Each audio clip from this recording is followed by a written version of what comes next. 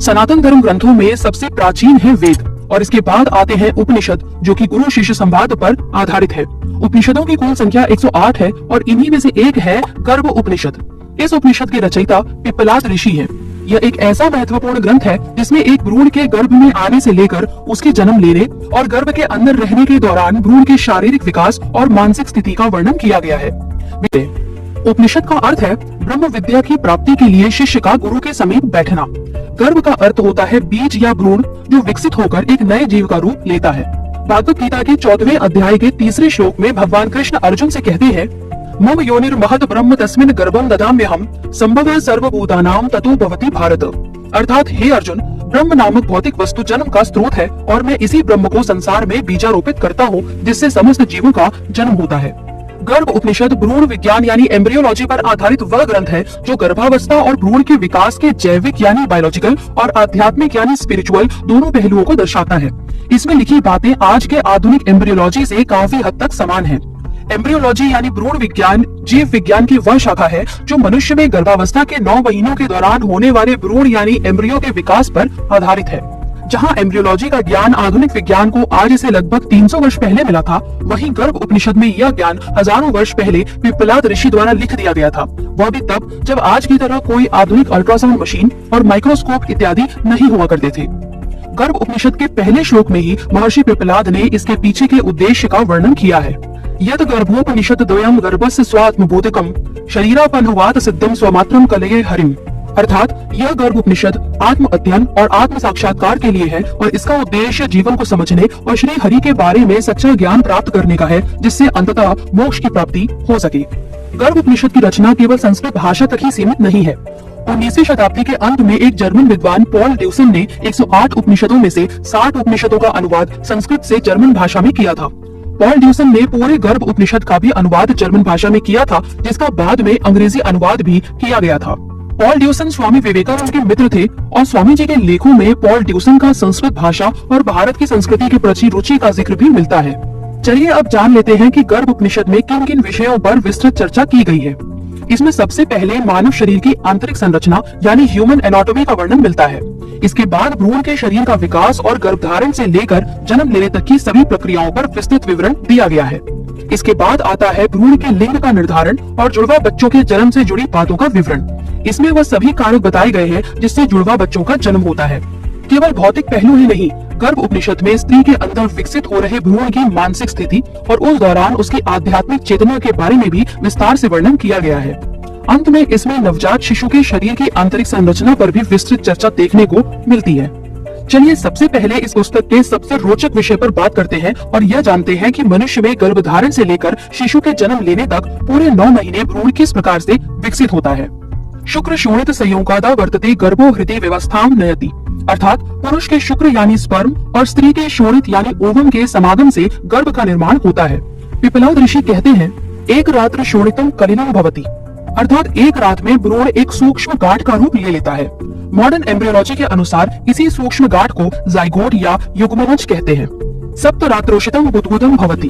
अर्थात 7 दिनों के बाद यह गर्भ बुलबुले का रूप ले लेता है। आधुनिक विज्ञान के अनुसार इसे ब्लास्टोसिस्ट कहते हैं। अर्धमासाभ्यंतरेण पिंडो भवति। इसका अर्थ है कि 15 दिन के बाद गर्भ मांस के पिंड जैसा दिखता है। 1 महीना पूरा होने तक यह मांस का पिंड कठोर हो जाता है, यानी मासाभ्यंतरेण कठिनो भवति। 1 महीने के बाद इस गर्भ को भ्रूण यानी एम्ब्रियो कहा जाता है। अगली प्रक्रिया होती है गर्भधारण के 2 महीने पूरे होने के बाद। मासद्वयेन शिरः संपद्यते, यानी 2 महीने के बाद गर्भ का सिर बनने का कार्य पूरा हो जाता है। मासत्रयेन पाद प्रवेशो भवति, यानी 3 महीने बाद भ्रूण के पैर बनकर तैयार हो जाते हैं। चतुर्थे मासे जठर कटी प्रदेशो भवति। अर्थात 4थे महीने में भ्रूण की उंगलियां, पेट और कूल्हे का निर्माण हो जाता है। फिर आता है 5वां महीना, जिसके बारे में कहा गया है, पंचमे मासे पृष्ठवंशो भवति, यानी 5वें महीने में भ्रूण की पीठ और रीढ़ की हड्डी बन जाती है। षष्ठे मासे मुख नासिकाक्षे श्रोत्राणि भवन्ति, यानी 6ठे महीने में भ्रूण का मुंह, कान और नाक बनकर तैयार हो जाते हैं। 7वें महीने में होता है एक बहुत ही बड़ा बदलाव। सप्तम मासे जीवेन संयुक्तो भवति। अर्थात 7वें महीने में भ्रूण का शरीर अपनी आत्मा से जुड़ जाता है। अब यह एक संपूर्ण जीव बन जाता है। आपने देखा होगा कि जो प्रीमेच्योर बच्चे होते हैं, यानी जिनका जन्म 9 महीने पूरा होने से पहले ही हो जाता है, उनके जीवित होने की संभावना तभी होती है जब उनका जन्म कम से कम 7वें महीने में हुआ हो। इससे पहले जन्मे बच्चे जीवित नहीं रह पाते। बढ़ते हैं 8वें महीने की ओर। इसके लिए कहा गया है अष्टमे मासे सर्व संपूर्णो भवति, यानी 8वें महीने में भ्रूण के शरीर के सभी अंग बनकर तैयार हो जाते हैं। अंत में आता है 9वां महीना, नवम सर्व लक्षणम संपूर्णो भवति, यानी 9वें महीने तक भ्रूण की समझने की और चीजों की अनुभूति करने की क्षमता पूरी तरह विकसित हो जाती है।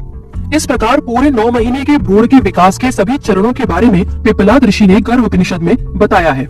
महर्षि पिप्पलाद द्वारा बताए गए यह सभी चरण बिल्कुल वैसे ही हैं जैसे आज हम आधुनिक भ्रूण विज्ञान की पुस्तकों में पढ़ते हैं। केवल ऋषि मुनियों द्वारा लिखी पुस्तकों में ही नहीं, भारत के उन्नत प्राचीन विज्ञान के कई प्रमाण हमारे मंदिरों में भी देखने को मिलते हैं, जो आज से सैकड़ों हजारों वर्ष पुराने हैं। जैसा कि गर्भ उपनिषद में बताया गया है कि स्पर्म और ओवम के मिलने से गर्भ का निर्माण होता है। इसका प्रमाण तमिलनाडु के वरामूर्तेश्वर मंदिर में देखने को मिलता है, जो आज से 5000 से 6000 वर्ष पुराना है। यहाँ गर्भ उपनिषद के अनुसार स्पर्म और ओवम के फर्टिलाइजेशन यानी निषेचन की प्रक्रिया और भ्रूण के विकास के चरण पत्थर पर उकेरे गए हैं। वह ज्ञान जो पश्चिमी देशों को 300 साल पहले मिला, वह हमारे मंदिरों में हजारों वर्ष पहले भी देखने को मिलता था, और वो भी तब जब ना तो आज की तरह कोई माइक्रोस्कोप हुआ करते थे, ना कोई अल्ट्रासाउंड मशीन। चलिए आगे बढ़ते हैं और जानते हैं कि गर्भ उपनिषद के अनुसार भ्रूण के लिंग का निर्धारण कैसे होता है, यानी यह कैसे पहचाना जाएगा कि गर्भ में पल रहा भ्रूण स्त्री है या पुरुष। इसके बारे में कहा गया है पितुरेतो तिरिक्तात् पुरुषो भवति, यानी अगर पिता का वीर्य अधिक शक्तिशाली हो तो लड़के का जन्म होगा। वही लड़की के जन्म के लिए कहा गया है मातुः रेतो तिरिक्तात् स्त्रियो भवति, यानी अगर माता का शोणित अधिक शक्तिशाली हो तो लड़की का जन्म होता है। इसके साथ यह भी कहा गया है कि बीज तुल्यत्वान नपुंसको भवति, यानी अगर माता का शोणित और पिता का वीर्य दोनों समान रूप से शक्तिशाली हो तो नपुंसक का जन्म होता है। यहाँ ध्यान देने वाली बात यह है कि नपुंसक एक प्रकार का लिंग है, जैसे स्त्रीलिंग और पुल्लिंग होता है। संस्कृत भाषा में भी 3 प्रकार के लिंग की व्यवस्था है, जैसे स्त्रीलिंग, पुल्लिंग और नपुंसक लिंग। हालांकि आधुनिक विज्ञान में किसी एक के बलशाली होने से भ्रूण के लिंग का निर्धारण नहीं किया जा सकता। यह सब हमारे अंदर मौजूद गुणसूत्र यानी क्रोमोसोम्स पर निर्भर करता है, और बच्चे के लिंग का निर्धारण पिता के क्रोमोसोम्स द्वारा होता है। इसमें माता की कोई भूमिका नहीं होती। इसके बाद यह प्रश्न उठता है कि आखिर जुड़वा बच्चों का जन्म कैसे होता है। अन्योन्य वायु परिपीड़िता शुक्र द्वैध्यादवि धा तनुः स्याततो युग्माः प्रजायन्ते। इसका अर्थ यह है कि स्पर्म और ओवम से बनने वाला युग्मनज यानी जाइगोट जब स्त्री के शरीर में मौजूद वायु तत्व के कारण विभाजित होता है, तो उससे वह जाइगोट 2 हिस्सों में टूट जाता है, जिससे जुड़वा बच्चों का जन्म होता है। इसके बाद चलते हैं इस पुस्तक के अगले हिस्से पर, जहां महर्षि पिप्पलाद ने बताया है कि एक मनुष्य के शरीर की आंतरिक संरचना के निर्माण के लिए कौन कौन से तत्व, रस, गुण और धातु आवश्यक हैं। पिप्पलाद ऋषि बताते हैं कि हमारा शरीर 5 तत्वों से बना है, जिन्हें पंच महाभूत भी कहा जाता है। यह 5 तत्व है अग्नि, जल, वायु, आकाश और पृथ्वी। यही बात गोस्वामी तुलसीदास जी भी श्री रामचरितमानस में लिखते हैं, क्षिति जल पावक गगन समीरा पंच तत्व रचित अधम शरीरा। अर्थात हमारा यह शरीर क्षिति यानी पृथ्वी, जल यानी पानी, पावक यानी अग्नि, गगन यानी आकाश और समीरा यानी वायु से मिलकर बना है। हमारे शरीर में जो कुछ भी ठोस है वह पृथ्वी तत्व है, जो कुछ भी तरल है वह जल तत्व है। शरीर की गर्मी यानी ऊर्जा अग्नि तत्व है। शरीर के अंदर होने वाली सभी हलचल अग्नि तत्व के कारण है। आकाश तत्व वह है जिसमें शरीर स्थित है, और शरीर के अंदर की सभी नलियां और गुहाएं यानी खाली स्थान इसी आकाश तत्व का हिस्सा है। इन 5 तत्वों का हमारे शरीर के निर्माण में महत्वपूर्ण योगदान है। पृथ्वी तत्व हमारे सभी अंगों के लिए एक ठोस आधार बनाने का कार्य करता है। जल तत्व का काम है शरीर के विभिन्न अंगों को आपस में जोड़ना। अग्नि तत्व वस्तुओं को दृश्यमान बनाता है। वायु तत्व शरीर को गति देता है, तो वही आकाश तत्व शरीर के सभी अंगों को स्थान देता है। पंच तत्वों के बाद पिप्पलाद ऋषि 10 प्रकार की इंद्रियों के बारे में भी बताते हैं, जिनमें 5 ज्ञानेंद्रियां और 5 कर्मेंद्रियां हैं। 5 ज्ञानेंद्रियां हैं आंख देखने के लिए, जीवा स्वाद लेने के लिए, कान सुनने के लिए, नाक सूंघने के लिए और त्वचा स्पर्श महसूस करने के लिए। 5 कर्मेंद्रियां हैं मुख बोलने के लिए, पैर चलने के लिए, हाथ पकड़ने के लिए, गुदा मल त्याग के लिए और जननांग संतान की उत्पत्ति के लिए। इसके अलावा गर्भोपनिषद में 4 आंतरिक इंद्रियों का भी वर्णन मिलता है, जिनको अंतःकरण यानी कॉन्साइंस भी कहते हैं। यह आंतरिक इंद्रियां हैं बुद्धि जो सोचने समझने का कार्य करती है, मन जो कल्पना करने का कार्य करता है, चित्त जो चीजों का स्मरण करता है और अहंकार जो मैं और मेरा की धारणा बनाता है। इसके आगे पिप्पलाद ऋषि बताते हैं कि हमारे शरीर की कार्य प्रणाली 6 प्रकार के रसों पर निर्भर करती है। यह 6 रस है मीठा, तीखा, खट्टा, कड़वा, नमकीन और कसैला। इसके अलावा गर्भोपनिषद में शरीर की अवस्था के 6 परिवर्तन भी बताए गए हैं, जैसे कोख में भ्रूण का आना, जन्म, वृद्धि, परिपक्व होना, क्षय होना यानी बुढ़ापा आना और अंत में मृत्यु। इनके अलावा शरीर के 6 चक्र हैं जो हमारे प्राण के आधार हैं। यह 6 चक्र हैं मूलाधार, स्वादिष्ठान, मणिपुर, अनाहत, विशुद्धि और आज्ञा चक्र। गर्भोपनिषद में शरीर के अंदर 7 प्रकार की धातु और उनके रंगों की बात भी कही गई है। यह 7 धातु है रस जो सफेद रंग का होता है, रक्त का रंग लाल होता है, मांस श्याम रंग का होता है, वसा धूम्र यानी धुएं के रंग का होता है, हड्डी का रंग पीला, हड्डी के अंदर स्थित मज्जा का रंग भूरा होता है और वीर्य का रंग पीला सफेद होता है। इसके बाद पिप्पलाद ऋषि यह भी बताते हैं कि शरीर में धातु बनती कैसे है। उनके अनुसार भोजन से रक्त बनता है, रक्त से मांस, मांस से वसा, वसा से हड्डी, हड्डी से मज्जा और मज्जा से वीर्य बनता है, जिससे अंततः भ्रूण का निर्माण होता है। एक महत्वपूर्ण प्रश्न यह है कि गर्भ में विकसित होते समय भ्रूण की मानसिक और आध्यात्मिक स्थिति कैसी होती है और उस दौरान भ्रूण अपने पिछले जन्मों और आने वाले जन्म के बारे में क्या सोचता है। इसका पूरा वर्णन गर्भोपनिषद में मिलता है।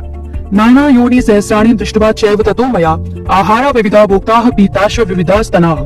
अपने पिछले जन्मों को याद करते हुए भ्रूण यह सोचता है कि मैंने हजारों गर्भ देखे हैं, अनेक प्रकार के भोजन का स्वाद चखा है और अनेक माताओं के स्तनों से दूध पिया है।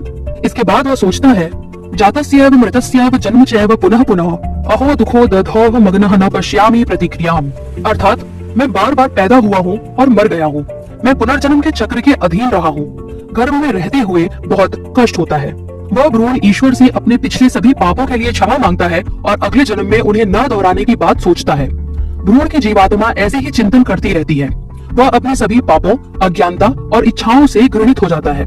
पर जैसे ही वह भ्रूण एक शिशु के रूप में जन्म लेता है, वह वैष्णव वायु के संपर्क में आता है, जिससे उसके पिछले जन्मों की सभी यादें मिट जाती हैं और वह सब कुछ भूल जाता है। गर्भोपनिषद का अंतिम भाग है नवजात शिशु के शरीर की संरचना। महर्षि पिप्पलाद के अनुसार नवजात शिशु की खोपड़ी 4 हड्डियों से बनी होती है। मुंह के अंदर 2 पंक्तियों में 16 खाने बने होते हैं, जिन पर बाद में दांत निकलते हैं। शरीर में 107 मुलायम स्थान होते हैं। हड्डियों के 180 जोड़, 500 मांसपेशियां, 360 हड्डियां और बालों के लिए 4 करोड़ छिद्र होते हैं। गर्भोपनिषद में मानव शरीर और भ्रूण के विकास से जुड़ी कई बातें आज के आधुनिक भ्रूण विज्ञान से काफी हद तक समान है। हाँ, समय के साथ हर विषय पर नई खोजें भी होती रहती है, पर यह कहना गलत नहीं होगा कि प्राचीन भारत का विज्ञान कई मायनों में अपने समय से वर्षों आगे था। आप भी अपने विचार कमेंट सेक्शन में अवश्य दें और चैनल सब्सक्राइब करके बेल नोटिफिकेशन दबाना न भूलें। चैनल से जुड़े रहें। मिलते हैं अगली वीडियो में।